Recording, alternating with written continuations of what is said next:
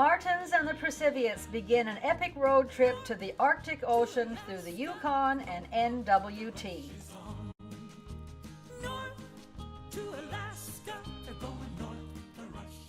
We begin in Whitehorse for Canada Day, where we celebrate a pancake breakfast with the Rotary Club at the banks of the Yukon and watch the Canada Day parade down Whitehorse's main street. The Native Cultural Center features local women beading moccasins, threading dyed moose hair into flower designs, and bannock bread with strawberry jam. Lovely musical entertainment. It will be a maiden voyage for the Martins Airstream. Cliff and Ashley have rented a motorhome. With the northern lights are running wild in the land of the midnight. The paved Klondike Highway is the same route used by prospectors heading to the gold fields in 1898. Roadhouses were welcome stopping points for travelers and their horses, now just a shadow of their former selves. Brayburn Lodge is a checkpoint for the 1,000-mile Yukon Quest dog sled race, and it's also famous for its $10 gooey cinnamon buns the size of a dinner plate and enough to serve 4 hungry people. These cinnamon buns did not disappoint. The nearby airport is even named the Cinnamon Strip. The Five Fingers Rapids on the Yukon River. The Silver Trail takes us up to Mayo and Keno, where millions of ounces of silver, lead, and zinc were mined in the early 1900s.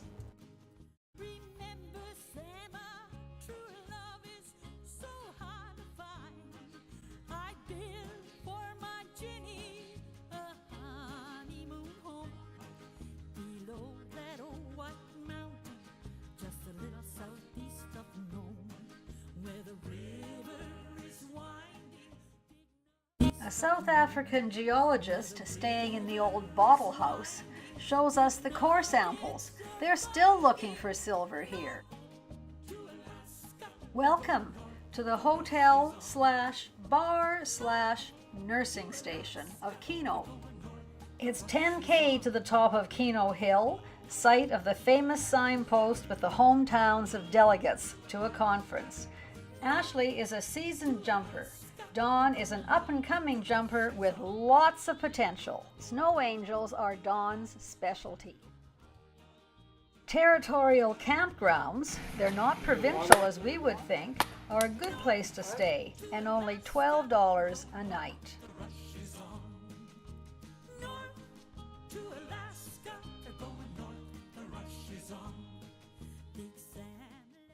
How's this for friendship? Jerry delivers coffee, and then we eat the cinnamon bun. We bought an extra one.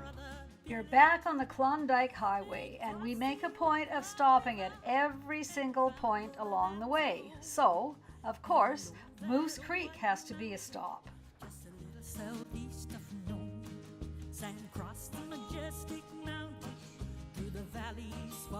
The end of the Klondike Highway, and we arrive in Dawson City. Just look at the tailings from the gold mine operations. Dawson is situated where the Klondike and Yukon rivers meet. More than 250 sternwheelers plied Yukon waters from 1896 to the mid-1950s. The Klondike Gold Rush began in 1898 with the discovery of placer gold in Bonanza Creek. 30,000 people arrived in Dawson City to search for gold and transform this town into a thriving center. Though those days have long gone, Dawson City has kept its flavor from the olden days.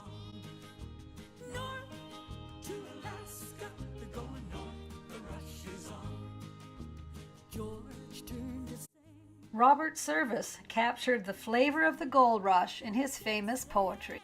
Here's the marge on Lake Labarge where they cremated Sam McGee. There are strange things done in the midnight sun by the men who moil for gold. The Arctic trails have their secret tales that would make your blood run cold. The northern lights have seen queer sights, But the queerest they ever did see was that night on the marsh of Lac La Barge, I cremated Sam McGee. The spell of the Yukon. I wanted the gold and I sought it. I scrabbled and mucked like a slave. Was it famine or scurvy? I fought it. I hurled my youth into a grave. I wanted the gold and I got it. Came out with a fortune last fall. Yet somehow life's not what I thought, and somehow the gold isn't all. This fellow returns every year to pan for gold. More efficient than gold panning, dredge number 4 was a mechanical gold digging machine moving about a half a mile a season. It uncovered lots of gold and even some prehistoric mammoth ivory.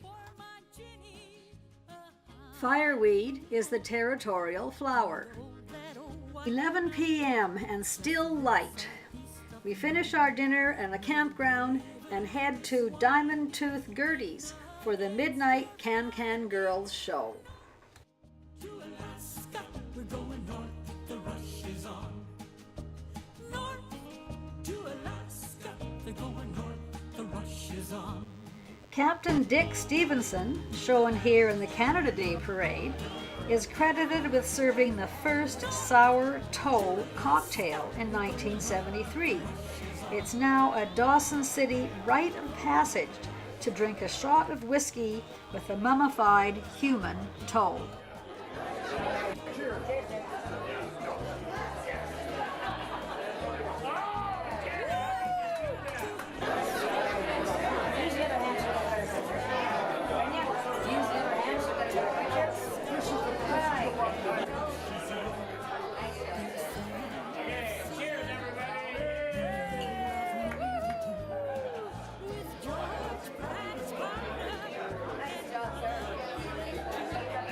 They crossed the Yukon River and found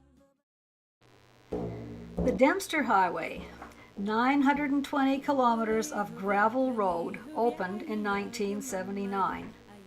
It crosses the Arctic Circle and connects Canadians to the Arctic coast. It's not your average road. It sits on top of a gravel pad, 1 to 2 meters thick, to insulate it against the permafrost in the soil. Without the pad, the permafrost would melt and the road would sink.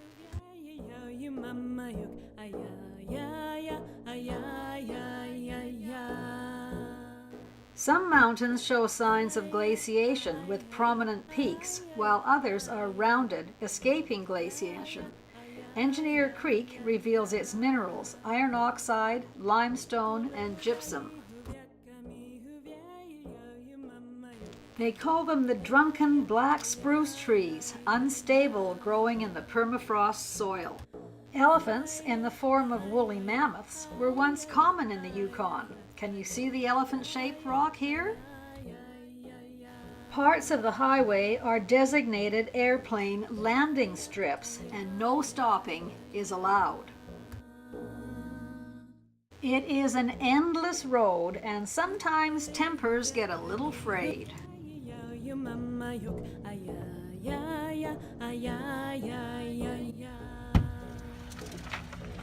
Get in first. Okay, but I don't want them to blow out again. Well, yeah, if you hadn't put them in the door in the first place, you would have been fine. I got them. I'm not going to litter the pristine environment here. Doug from Ottawa has biked all over Canada. Now he's on his way to Tuktoyaktuk. Expansive, awe-inspiring views, but the road is rough. It's dusty, washboarded, potholed, causing a few people some concerns. We will leave the airstream at Eagle Plains because dust and rattling doors are taking their toll. So Don and Jerry moved in with us, both eating at and sleeping on our table, but driving their truck. Welcome to the Arctic Circle, and we have reached the land of the midnight sun. The sun will not go below the horizon from June 21st till August the 2nd. A great picture of a special friendship. Set watches ahead an hour as we enter the Northwest Territories. The white on the flag is snow and ice. Blue, the rivers and lakes. Wavy blue line, the Arctic Ocean and the Northwest Passage. Green forests and red tundra.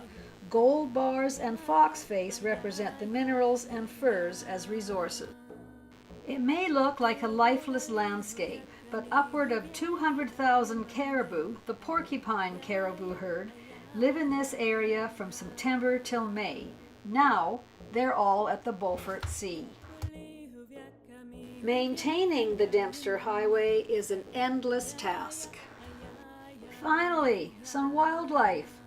In all our 2,800 K, only a few Arctic foxes did we see.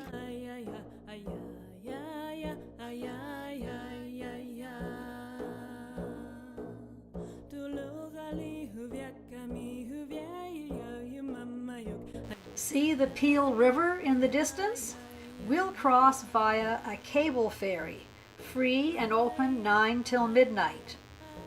We board the ferry via a dirt ramp that can be changed depending on the water level. And boy, are our cars getting dirty. It's official. At the Nitenlai Center, we are made members of the Order of Adventurers Arctic Circle chapter and add another stamp to our Dempster Highway passport. At Fort McPherson, it's time to gas up and visit the Gwich'in Cultural Center, where we see them making dry fish.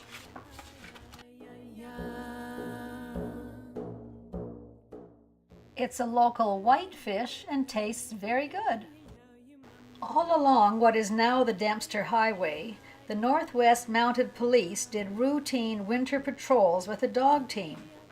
One patrol went astray in 1910 and died, and this lost patrol is buried here in Fort McPherson. The Mackenzie and Arctic Red Rivers join at Sigachik.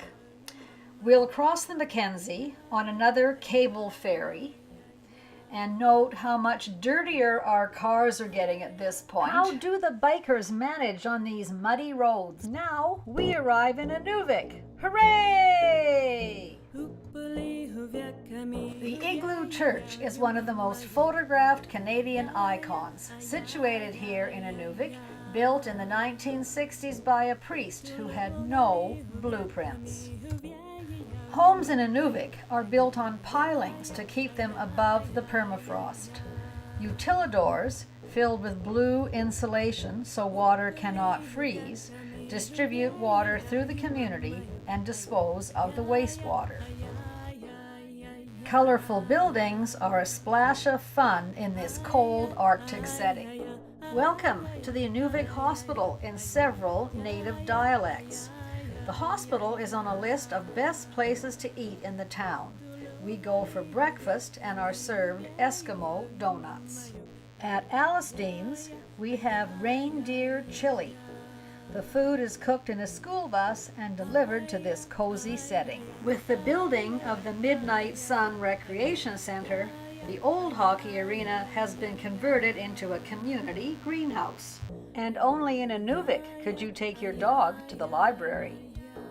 It's midnight and a great opportunity to play golf in Inuvik. The attendant tells us to play number 1, skip 2 and 3 because the grizzly bears are there tonight. We opt to play holes 5 and 6, and after fighting off all the mosquitoes and putting on a nailed down AstroTurf green, we say, "Been there, done that," and go home to bed. Now, to get to Tuk. Tuck or bust! The road was actually open, but after hearing the stories about trucks slipping off the road and cars getting to within 30 and turning back, it should have been closed. Working only in winter, 24 hours darkness and minus 52 degrees centigrade temperatures, and northern lights interfering with the instruments, it took 4 years to build this road on a gravel pad above the permafrost. So we decide to charter a plane through Tuk Tours. We go to Judy's office to arrange our charter flight, and just look at her fur collection. She is an avid hiker and has collected all these caribou antlers from along the trail.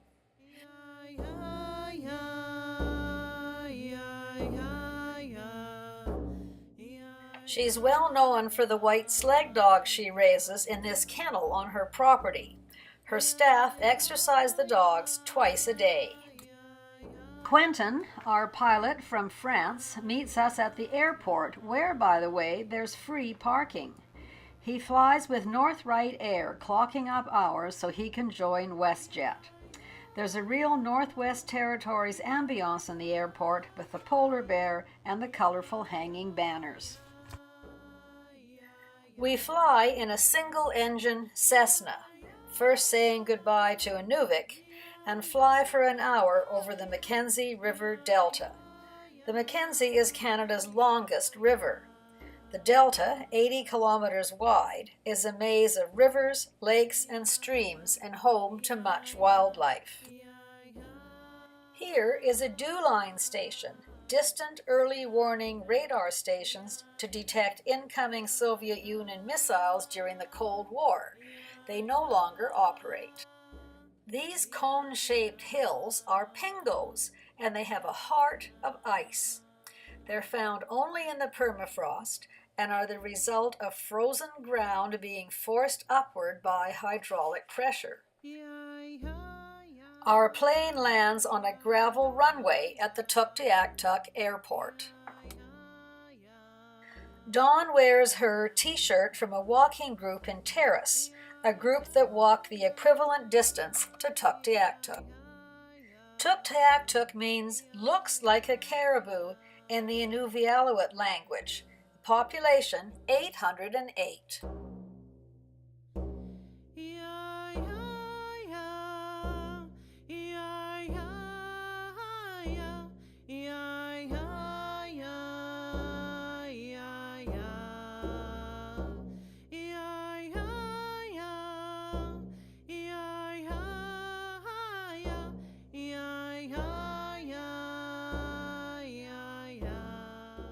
Elaine picks us up in her tuk taxi and takes us for a tour of her hometown. At the Fort McPherson canvas tent in front of her home, she shows us the furs, summer and winter coats the locals make their clothes from. These polar bear pants are particularly warm, as are the large, heavy fur mitts. She gives us a drum demonstration before taking us to the shed where she makes dry fish. We even buy one to bring home as an appetizer. Then it's off to the Arctic Ocean. Here it is, Canada's third ocean of sea to sea to sea, where we can wade into these frigid waters and earn our certificate.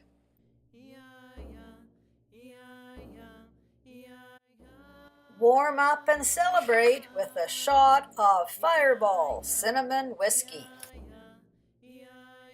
Take off and say goodbye to Tuktoyaktuk and marvel at the 138-kilometer road that snakes its way through the islands of the extraordinary Mackenzie Delta. The map on the floor at the Inuvik Airport shows the Inuvik to Tuk Highway.